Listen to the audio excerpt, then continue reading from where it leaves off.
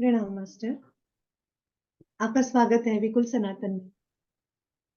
हमारा ये षड विद्या का जो साक्षात्कार चल रहा है, संवाद चल रहा है, उसमें हमने तंत्र मंत्र यंत्र तीनों को तो सुना, आपसे समझा। अब संसार दर्शन की बारी है। तो राइट। मास्टर, संसार दर्शन के बारे में आप बताएं और क्यों जरूरी है। राइट। सो अभी तक हमने जो बात की है षड विद्या में कि षड विद्या जो है वो 6 तरह की उसमें पार्ट्स हैं, उसके 6 अंग हैं। षड विद्या का मतलब है जिसमें 6 विद्याएं हैं, 6 अलग अलग विद्याएं। तो उसमें अभी तक हमने जो बेसिक बात की है वो 3 के ऊपर की है, उसके पहले 3 अंगों के ऊपर। तो उसमें हमने तंत्र के ऊपर बात की है, मंत्र के ऊपर बात की है, यंत्र के ऊपर बात की है।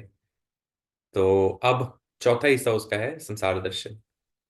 संसार दर्शन वर्ड आया कैसे, संसार दर्शन के बारे में सबसे पहले मैं बताता हूँ।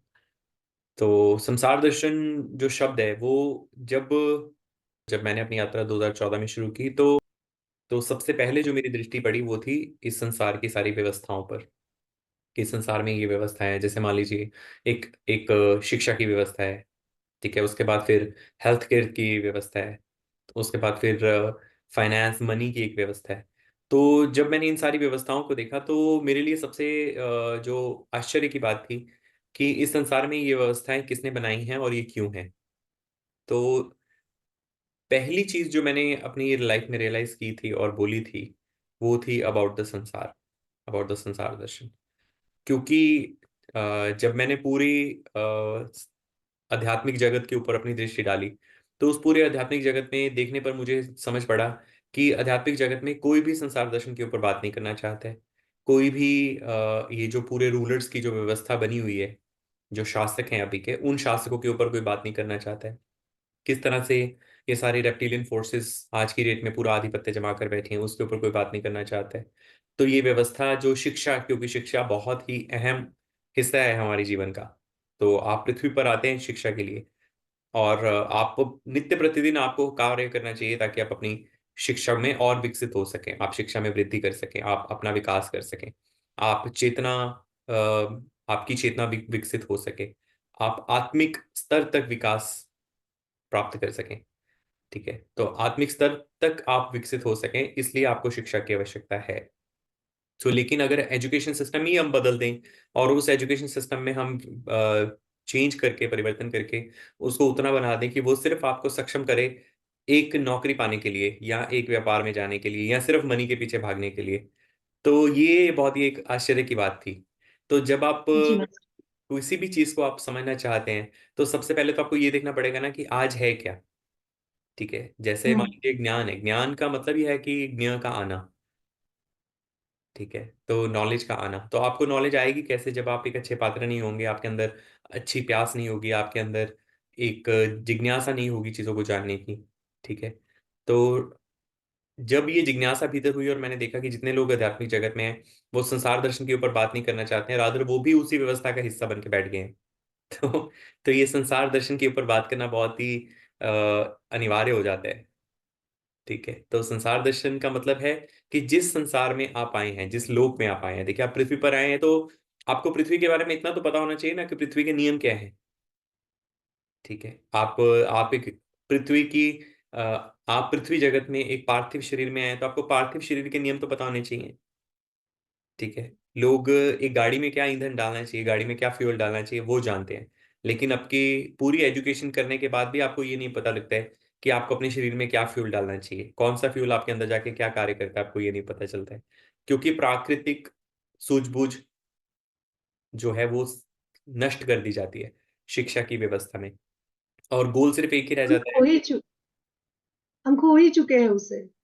हाँ, तो प्राकृतिक सूझबूझ जब आप खो चुके हैं तो आपको प्राकृतिक सूझबूझ कैसे आएगी। प्राकृतिक सूझबूझ तब आएगी जब आप प्रकृति में जाएंगे और प्रकृति में अपने आप को कनेक्ट करेंगे, योग करेंगे। ठीक है, क्योंकि प्रकृति के साथ योग आपके पंचमहाभूत, अपने पंचमहाभूत के साथ योग है। ठीक है, प्रकृति 8 अंगों से बनती है।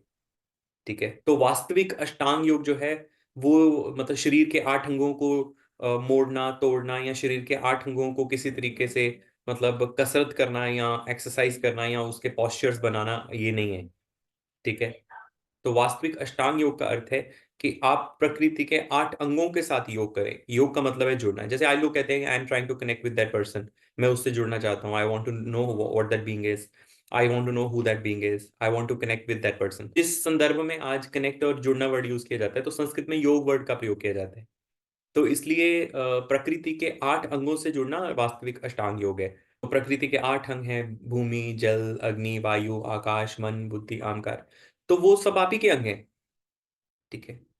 तो इसको आप सामान्य ज्ञान कहते हैं। जब आपसे सामान्य ज्ञान छीन लिया जाता है, ठीक है, जब आपसे सामान्य ज्ञान को समाप्त कर दिया जाता है और सामान्य ज्ञान की जगह पे आपको सारी फेक एजुकेशन पकड़ा दी जाती है, जो कि सिर्फ और सिर्फ आपको एक जगत में बांधने के लिए अनिवार्य है, और सिर्फ आपको और आपसे जो वास्तविक आपका जो एम है, ठीक है, और जो वास्तविक आपका एम है उससे आपको दूर कर दिया जाता है।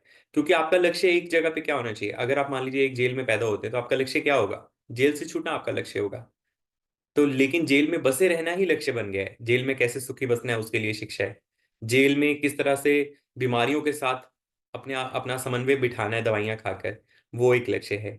ठीक है। जेल में कैसे पैसा कमाना है और किस तरह से, क्योंकि जब आप पैसे को लक्ष्य बना देंगे, ठीक है, या फिर जो भी आज का फाइनेंशियल सिस्टम है, अगर पैसे को आप लक्ष्य बना देंगे तो ऑब्वियसली उससे सारे मानसिक विकृतियां भी पैदा होती हैं, उससे सारे मनोविकार पैदा होते हैं।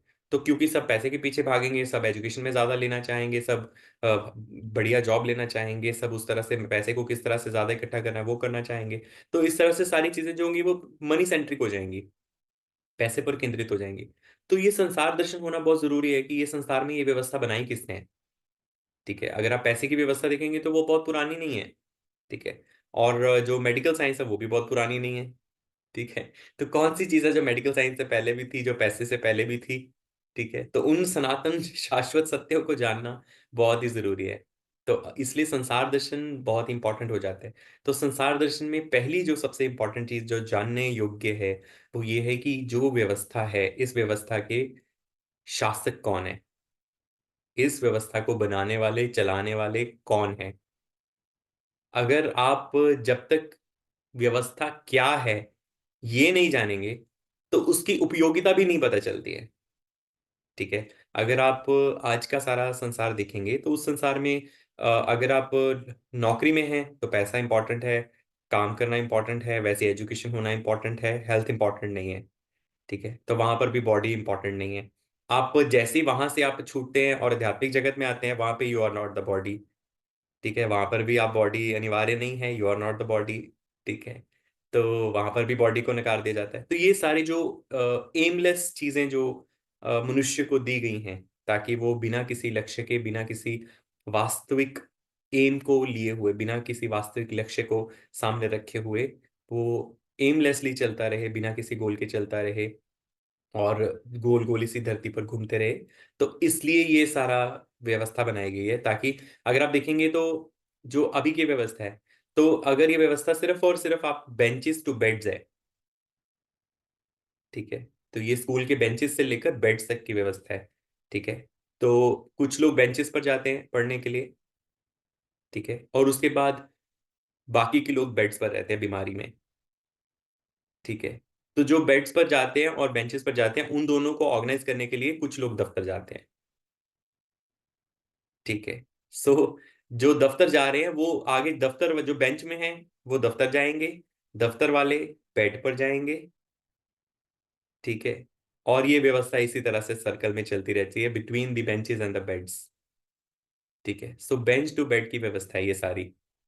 और बिजनेस चलता रहेगा।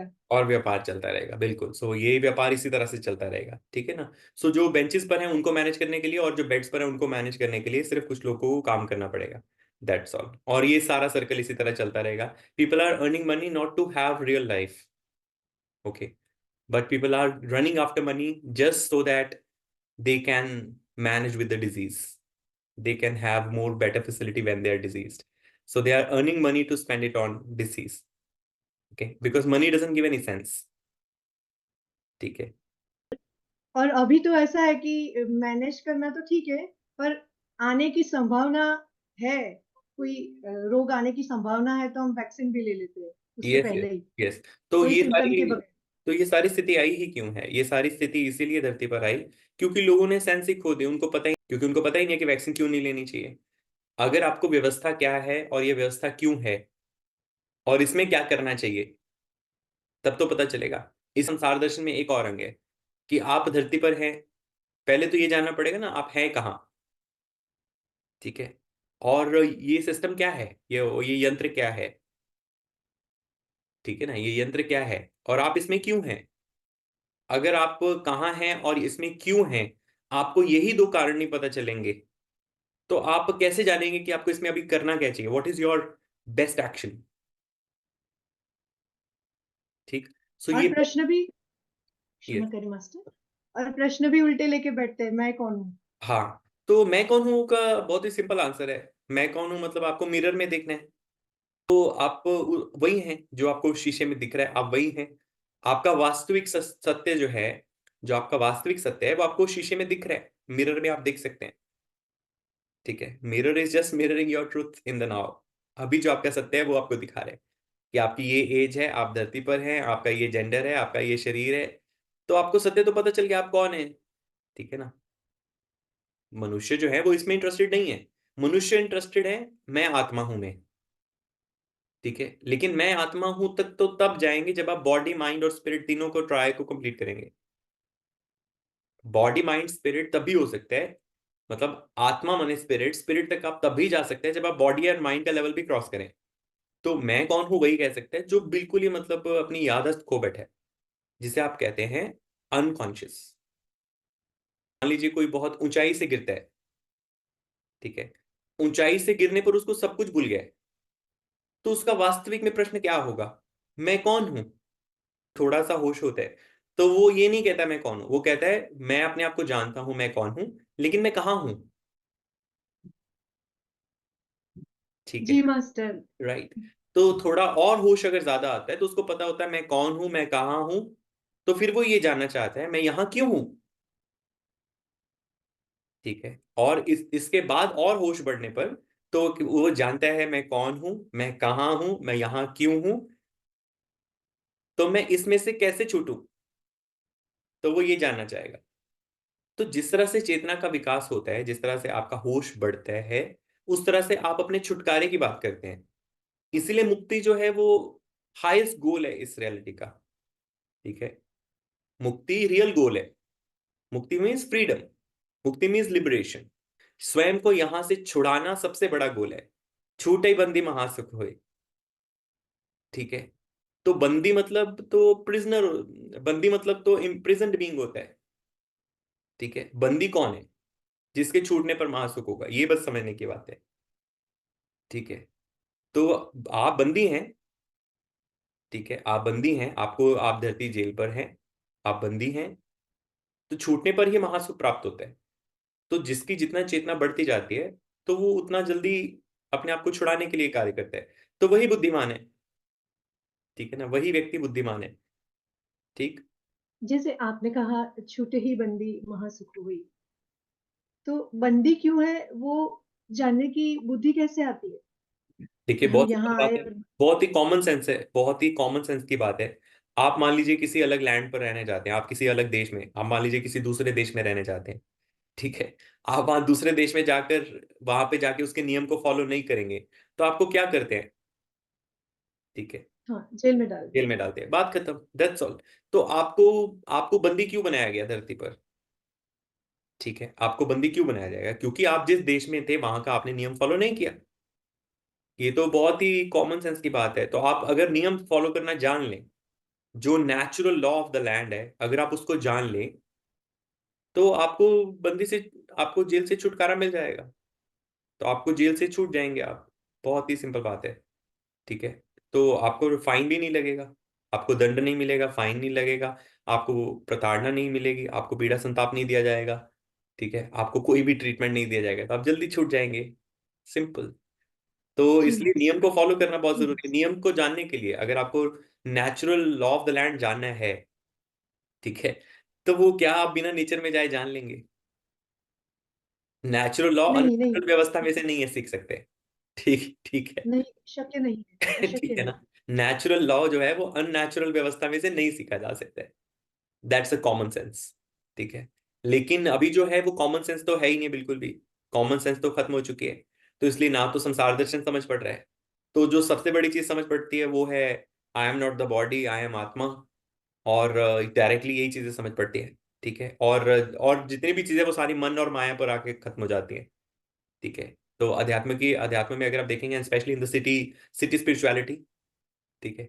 तो सिटी स्पिरिचुअलिटी की जितनी चीजें हैं वो मतलब माइंड एंड माया, मन मानसिकता इसी पे आके खत्म हो जाती हैं। They don't have any common sense, they don't have any connection with nature, they don't know how to discern nature. So इसलिए ये सारी चीजें यही खत्म हो जाती हैं। तो इसलिए फिर आगे उत्थान भी नहीं होते। ठीक है ना? बट ये सारा सिटी कॉन्शियसनेस में ही होता है। Because city consciousness is all about mind, it is all about mental games, it is all about mental tactics. लेकिन ये सिटी स्पिरिचुअलिटी में ही हो सकता है, नेचुरल नहीं हो सकता है। सिटी स्पिरिचुअलिटी में नेचर का कोई एलिमेंट नहीं होता है। ठीक है। गमले में पौधे रखना होता है। हाँ, बस गमले में फूल देखेंगे तो सिटी स्पिरिचुअलिटी में वही नेचर है, दैट्स ऑल। ठीक है। लेकिन वास्तविक में फिर जो प्रकृति है वो प्रकृति तो अपने आप काम कर ही रही है। ठीक है। वास्तविक में प्रकृति तो अपना काम कर ही रही है। तो जिन लोगों को मतलब ऐसा लगता है कि I am not the body, मतलब ये जो statement I am not the body, जो डायरेक्टली मतलब पीएचडी की स्टेटमेंट को पकड़ के बैठे हैं, अभी क्लियर नर्सरी भी नहीं हुई है। ठीक है। तो जो ये बात करते हैं I am not the body, उनके लिए electric shock is the answer. तो संसार दर्शन होना बहुत इंपॉर्टेंट है। तो संसार दर्शन में ये जानना सबसे पहले सब बड़ी बात है कि आप कौन है। ठीक है। ये सेकेंडरी क्वेश्चन हो जाता है। तो संसार दर्शन में ये जानना सबसे बड़ी बात है कि आप कहाँ हैं और क्यों हैं। ये व्यवस्था क्या है और क्यों है, ताकि आप इसकी सही उपयोगिता जानकर इसमें से निकलने का वास्तविक मार्ग बना सके। ठीक है। लेकिन वो मार्ग ले लिया गया है लोगों से, वो मार्ग को छीन लिया गया है क्योंकि उनको जो है वो वैसी सेंस दे दी गई है, उनको वैसी सेंस दे दी गई है ताकि वो इस मार्ग से, इस व्यवस्था से, ताकि वो इस व्यवस्था से निकलने की कोशिश ना करें। तो इसलिए संसार दर्शन होना बहुत ही जरूरी है। बिना संसार दर्शन के यहाँ पर क्या चल रहा है पूरा, दो आंखें खोलकर देखना पड़ेगा, दो आंखें बंद करके नहीं संसार दर्शन हो सकता। ठीक है ना? कि अगर आप दो आंखें खोल के संसार का पूरा दर्शन करेंगे कि यहाँ चल क्या रहा है, what exactly is happening in this world, तो आपको समझ में पड़ेगा कि यहाँ इसमें आपका क्या रोल है। तो ये तो आपको पता चला ना इसमें आपको क्या करना है। अगर आपको यही नहीं पता हो क्या रहा है तो आपको इसमें क्या करना है कैसे पता चलेगा। ठीक है। तो इसलिए मैं हमेशा कहता हूँ कि जो जो भी रियल सीकर्स हैं, ट्रू सीकर्स हैं, तो उनको सबसे पहले अपनी दोनों आंखें खोलनी चाहिए। क्योंकि सिटी स्पिरिचुअलिटी और जितना भी अभी पॉपुलर स्पिरिचुअलिटी जो है, उसका सिर्फ एक ही काम है कि आपको सिर्फ उलझा कर रखना अननेचुरल एक्ट्स में, अननेचुरल चीजों में उलझा कर रखना। That is their main work. जी मास्टर। तो षड विद्या का ये अंग संसार दर्शन, उसके बारे में इतना सुंदर हमें समझाने के लिए मैं आपका धन्यवाद करती हूँ मास्टर। और हमारी आंखें खुल जाए, हम संसार दर्शन सही तरीके से करें, ऐसी आशा के साथ आपका धन्यवाद करती हूँ, अनंत कोटि धन्यवाद करती हूँ मास्टर। राइट।